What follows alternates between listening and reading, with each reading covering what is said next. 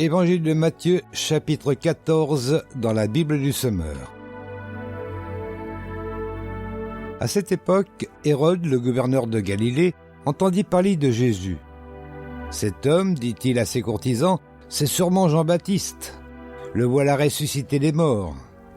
C'est pour cela qu'il détient le pouvoir de faire des miracles. » En effet, Hérode avait ordonné d'arrêter Jean, l'avait fait enchaîner et jeter en prison à cause d'Hérodiade, la femme de Philippe, son demi-frère, parce qu'il lui disait « Tu n'as pas le droit de la prendre pour femme ». Hérode cherchait donc à le faire mourir. Mais il craignait la foule, car il considérait Jean-Baptiste comme un prophète. Or, le jour de l'anniversaire d'Hérode, la fille d'Hérodiade exécuta une danse devant les invités. Hérode était sous le charme.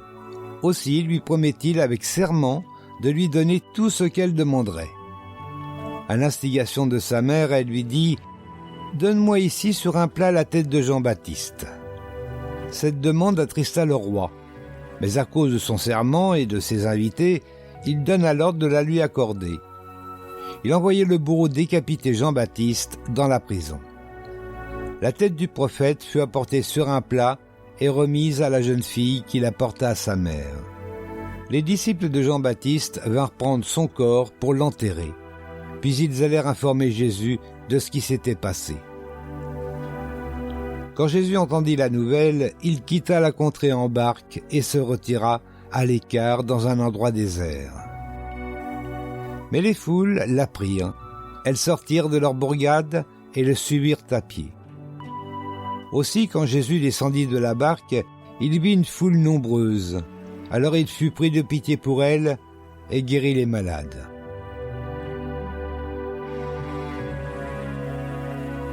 Le soir venu, les disciples s'approchèrent de lui et lui dirent « Cet endroit est désert et il se fait tard.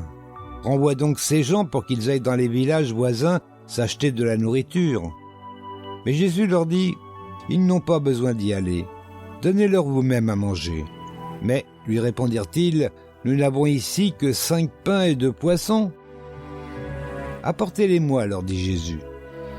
Il ordonna à la foule de s'asseoir sur l'herbe, puis il prit les 5 pains et les 2 poissons, il leva les yeux vers le ciel et prononça la prière de bénédiction. Ensuite, il partagea les pains et en donna les morceaux aux disciples qui les distribuèrent à la foule. Tout le monde mangea à satiété.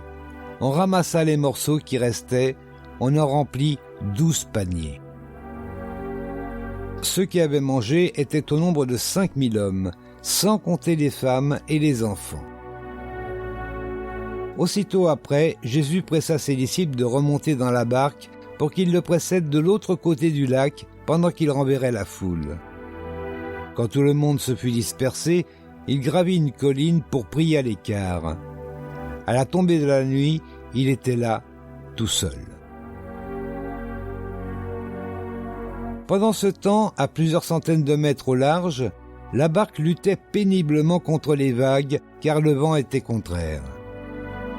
Vers la fin de la nuit, Jésus se dirigea vers ses disciples en marchant sur les eaux du lac. Quand ils le virent marcher sur l'eau, ils furent pris de panique. « C'est un fantôme !» dirent-ils. Et ils se mirent à pousser des cris de frayeur. Mais Jésus leur parla aussitôt. « Rassurez-vous, leur dit-il, c'est moi. N'ayez pas peur. » Alors Pierre lui dit « Si c'est bien toi, Seigneur, ordonne-moi de venir te rejoindre sur l'eau. » « Viens, lui dit Jésus. Aussitôt, Pierre descendit de la barque et se mit à marcher sur l'eau en direction de Jésus. Mais quand il remarqua combien le vent soufflait fort, il prit peur et comme il commençait à s'enfoncer, il s'écria « Au secours, Seigneur !» Immédiatement, Jésus lui tendit la main et le saisit. « Ta foi est bien faible, lui dit-il. Pourquoi as-tu douté ?» Puis ils montèrent tous deux dans la barque et le vent tomba. Les hommes qui se trouvaient dans l'embarcation se prosternèrent devant lui en disant « Tu es vraiment le Fils de Dieu ». Après avoir traversé le lac, ils touchèrent terre à Génézareth. Quand les habitants du lieu eurent reconnu Jésus, ils firent prévenir tout le voisinage et on lui amena tous les malades.